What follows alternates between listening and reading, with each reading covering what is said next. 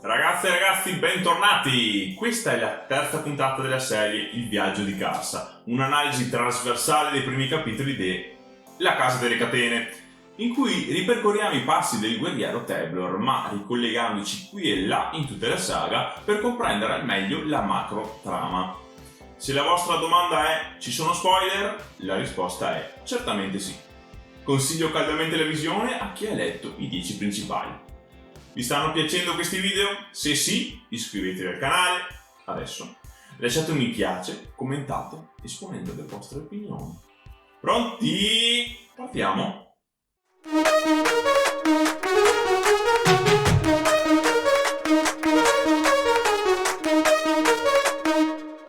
Dopo essere stati nella caverna e aver letto le vecchie parole incise sulla parete, i tre guerrieri trovano un motivo di bisticciare.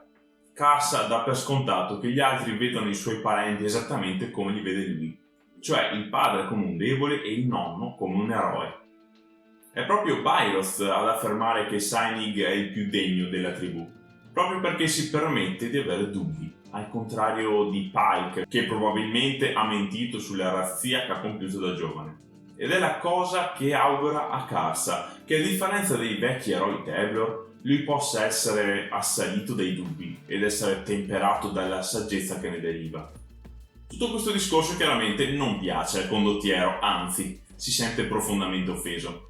È pieno zeppo di certezze, non ha mai messo in dubbio nulla.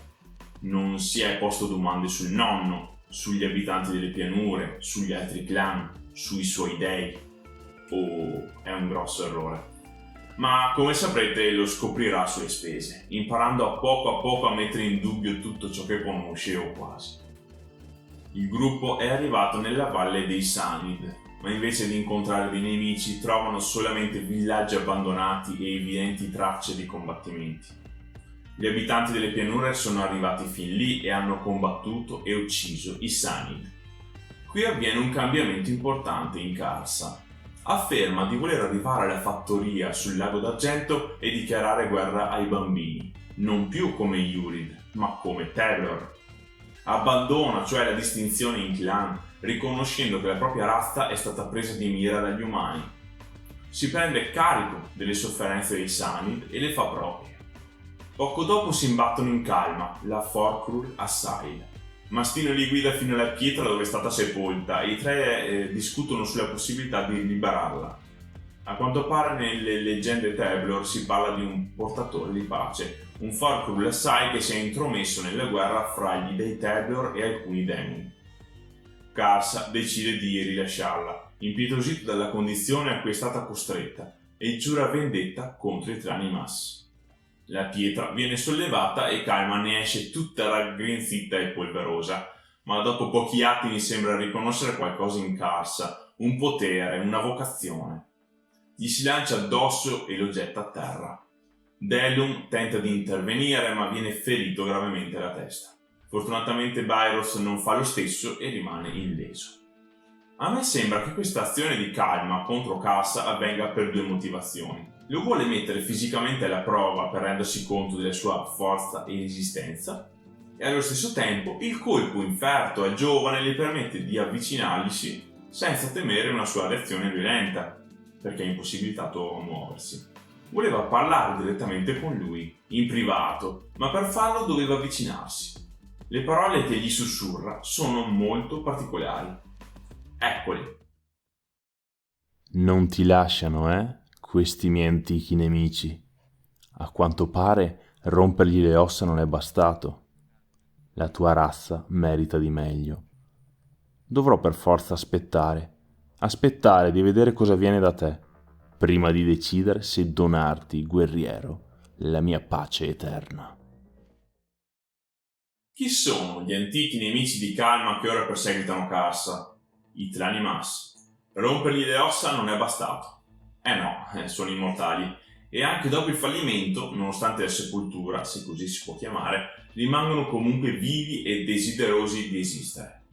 C'è una bella frase più avanti in questo stesso romanzo pronunciata da una dei volti della roccia, che dice: vivere significa soffrire, esistere significa resistere. Dato che Kalma si riferisce all'eternità dei Tlanimas, è subito tornata alla mente, nonostante la complessità del suo significato. La Forkrul-Assai decide di attendere che si compiano le gesta di Karsa prima di dargli la sua pace, ovvero la morte. Da queste sue parole ho immaginato che lei abbia intuito che il guerriero è destinato a grandi cose. Lo lascia andare, forse con curiosità, forse con timore.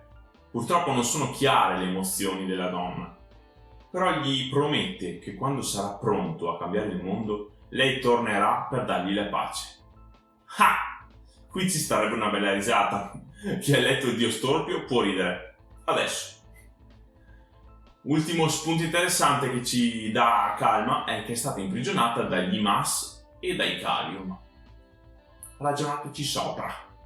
Delun Thord è ormai perduto. La grave ferita alla testa ha intaccato il cervello e d'ora in avanti Delun si comporterà esattamente come i cani del branco che segue i guerrieri. Questa è la scintilla che fa esplodere la lite fra Karsa e Bairoth. Quest'ultimo si sente in colpa per ciò che è successo all'amico e non sopporta l'indifferenza di Karsa a proposito. Bairoth prende per i fondelli il comandante ricordandogli che per mesi interi se la spassava con Deilis alle sue spalle, dimostrando una maturità degna delle scuole elementari. Guild lo attacca e se non fosse per l'intervento dei cani, probabilmente Orlong sarebbe morto. Qui una cosa vi faccio notare. Karsa ha dimostrato molta più compassione per la cagna che è stata azzoppata nello scontro precedente, piuttosto che per il suo compagno e amico Delun. Che tenerone. Vengono interrotti da alcune persone che risalgono la montagna. Abitanti delle pianure venuti a adorare il demone che era sepolto sotto la grande roccia, la Forkrul-Assai, che ormai è stata liberata. È la prima volta che Karsa si trova di fronte degli umani. Senza pensarci due volte, li fa fuori tutti uno dopo l'altro. I maghi o sacerdoti della compagnia tentano un attacco magico, ma la stregoneria non ha alcun effetto sul Teblor. Vengono massacrati senza indugio. Solamente una delle guardie riesce a fuggire. Questo brutale assalto permette al rapporto fra Bairoth e il suo condottiero di ristabilirsi. Gli screzi non vengono perdonati o dimenticati, ma semplicemente rimandati alla fine delle loro missioni. Bairoth conferma a Karsa la sua lealtà, continuerà a seguirla. Fermiamoci un attimino perché dobbiamo assolutamente capire il motivo per cui la magia non intacca il Teblor. La risposta è semplice: Otatral. Da sempre i Teblor utilizzano l'Otatral per creare un unguento particolare chiamato olio sangue, che viene utilizzato per oliare le armi e caricare i cavalli di una furia selvaggia. Alle persone l'olio sangue dona una rabbia cieca e una lussuria incontrollata. Se ben ricordate, Karsa nel villaggio Rathid minaccia le donne di utilizzare l'unguento pur di riuscire ad abusare di tutte loro. La moglie del capo tribù è spaventata da quella prospettiva. Le conseguenze di un'azione simile sarebbero durate per settimane sulle donne. Quindi, ricapitolando, tramite l'olio sangue i Teblor respirano e maneggiano da sempre l'Otatral, tanto da renderli immuni alla magia comune, ma non a quella antica, attenzione. Si dice inoltre che sia proprio grazie a questo che la proprietà rigenerativa dei guerrieri sia così sviluppata. In effetti li vediamo ferirsi molte volte eppure guariscono in pochissimo tempo. Per assurdo sembra magia, ma non è. Dopo questa doverosa precisazione continuiamo a seguire il gruppo.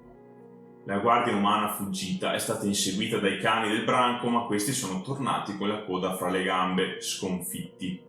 Se arriva al lago d'argento prima dei Teblor, avvertirà gli abitanti e addio a effetto sorpresa.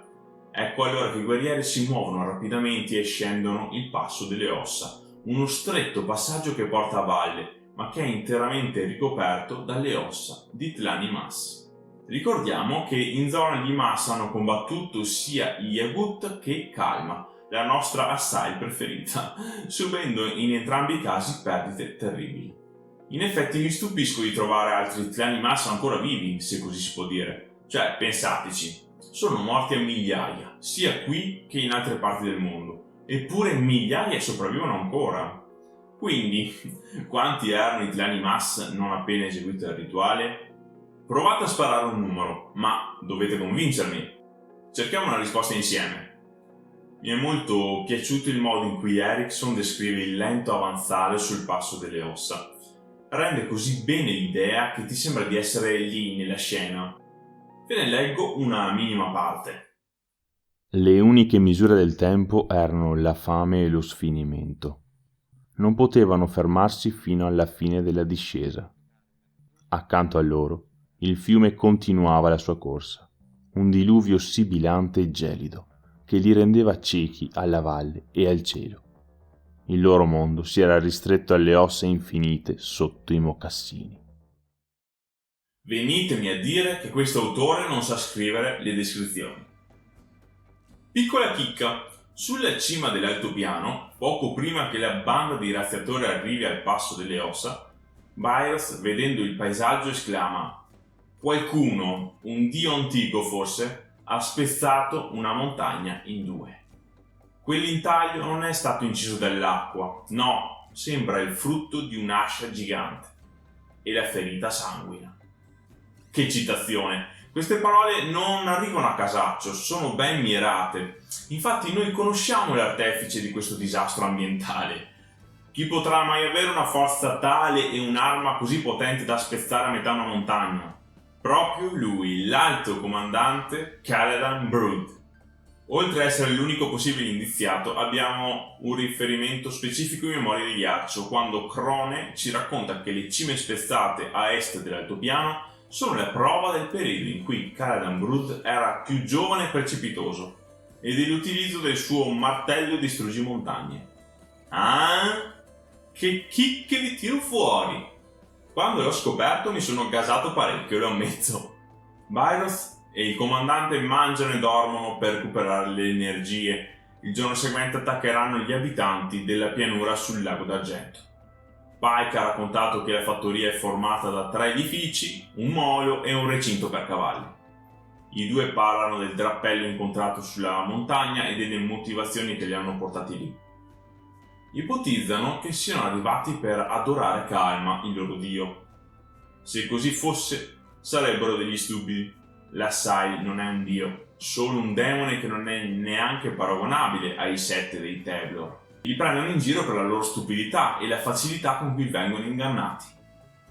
Sul serio? Sul serio, Teblor, adoratori dei 7 Tlani Mass caduti in disgrazia? Questa scena mi ha fatto sorridere parecchio. Bene, la battaglia è alle porte. Che la razzia abbia inizio. Nella prossima puntata. Eccoci, un altro episodio è giunto al termine. Dopo aver parlato così tanto, me lo merito un mi piace? Anzi, merito che vi iscriviate tutti quanti al canale. E dai, un altro approfondimento del genere dove lo trovate, Vi ricordo che è sempre attiva la possibilità di farvi regalare da me il libro La Casa delle Catene. O, se lo avete già, un altro a vostra scelta. Se volete potete pubblicare sui social una citazione di Malazan usando l'hashtag podcast Malazan. Di giovedì, l'ultimo disponibile perché il 24 settembre è il giorno in cui sceglierò il destinatario di questo regalo. Nel frattempo terrò conto di commenti, condivisioni, like, eccetera eccetera, di tutto quello che dimostri il vostro affetto per il podcast. Potresti vincere un libro? Perché no?